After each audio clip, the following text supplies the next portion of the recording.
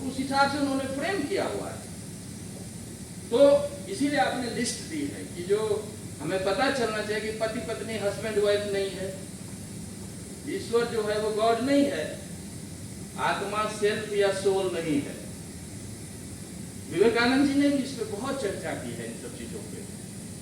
तो एक ये इशू है जिसको हमें ध्यान में रखना है। और इसी संदर्भ में स्त्री का जो तत्व विमर्श में वो भी एक हमारा बड़ा इंपॉर्टेंट इशू है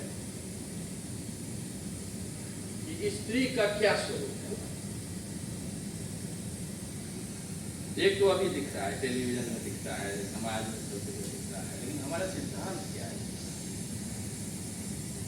तो सबसे पहले तो ये हमें देखना चाहिए। यार ये फेमिनिज्म बड़ा इशू है, ग्लोबल लेवल पे इशू है, भारत में भी बड़ा आ गया है पूरा।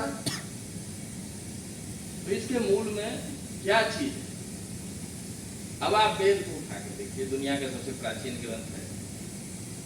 तो वेद में हमारी 27 ऋषिकाएं हैं। वेद बनाने में 27 स्त्रियां जो है वो ऋषिका हैं। पुरुष ऋषि हैं, स्त्रियां भी ऋषिका हैं, उनके आज भी मंत्र हैं। अभी तो आप सुनेंगे कि स्त्री वेद न पढ़े, इसमें बड़ा इशू है ये फेमिनिज्म का कि ये पढ़ने नहीं दिया। पढ़ने की क्या नहीं दिया? बनाया ही जिसने, उसको कैसे नहीं कोई पढ़ने देगा? अब आपको नहीं कॉन्ट्रडिक्टरी लग रहा है कि वेद को जिसने बनाया उसको कैसे कोई वेद नहीं पढ़ने देगा? तो 27 ऋषिकाएं हैं जिनके मंत्र हैं वेद में, आज भी उनके नाम बृहद संहिता में उनकी लिस्टिंग की हुई है। लिस्ट देंगे, अब बृहद संहिता में वो है, वो रेफरेंस के साथ बात कर। ऋषि हम किसको कहते हैं?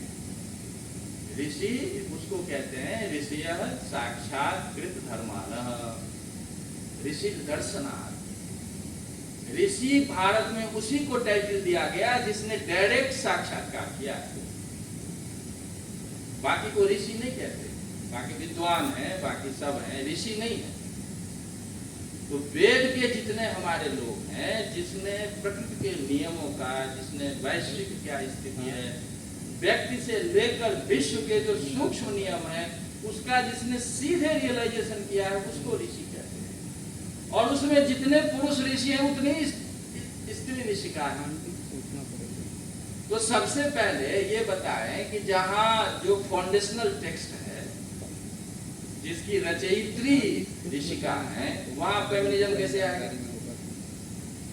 आपके जो नियम बनाने वाले टेक्स्ट हैं उन्होंने बनाया है, तो वो कहां से आ जाएगा फेमिनिज्म? दूसरा इशू, अब ये हमारे बच्चे को पता नहीं है ना, ये है पता वेद की रचयित्री ऋषिका है, नहीं पता है, तो ये कौन बताएगा? दूसरा इशू, हमारे यहाँ स्त्री की उत्पत्ति कैसे हुई?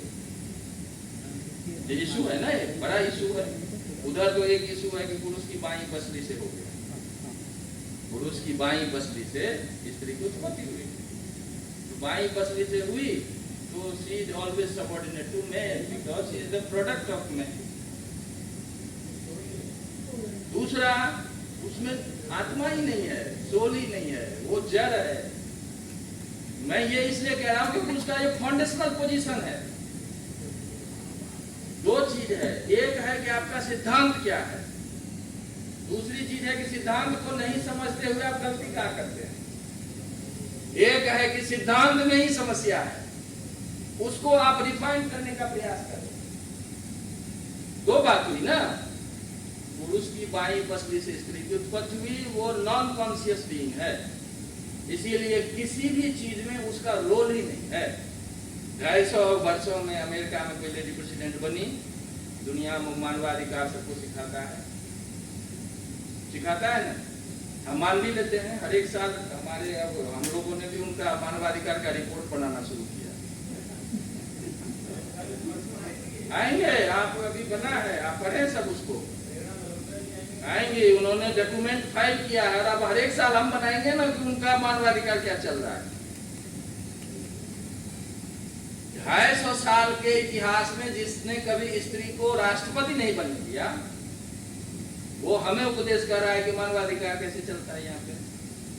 हमारे यहाँ कौन पोस्ट है जहाँ स्त्रियां नहीं गई हैं? 47 के बाद भी ले लीजिए तो, या किसी के मन में है कि ये ना बने?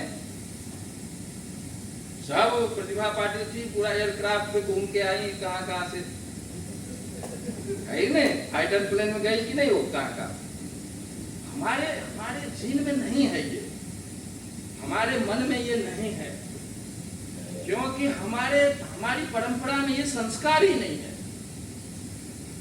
आप 12वीं शताब्दी से पहले और 12वीं शताब्दी के बाद का आप रिसर्च करें। 12वीं शताब्दी से पहले के किस लिटरेचर में आपको पर्दा प्रथा दिखता है? मुझे बताइए, मैं तो संस्कृत का हूं। मिलता है कहीं? आपकी भारती जो थी 9वीं सेंचुरी में, मंडन मिश्र और आदि शंकराचार्य का शास्त्रार्थ में जज किया, वो घूंघट तोड़ के बैठी थी क्या?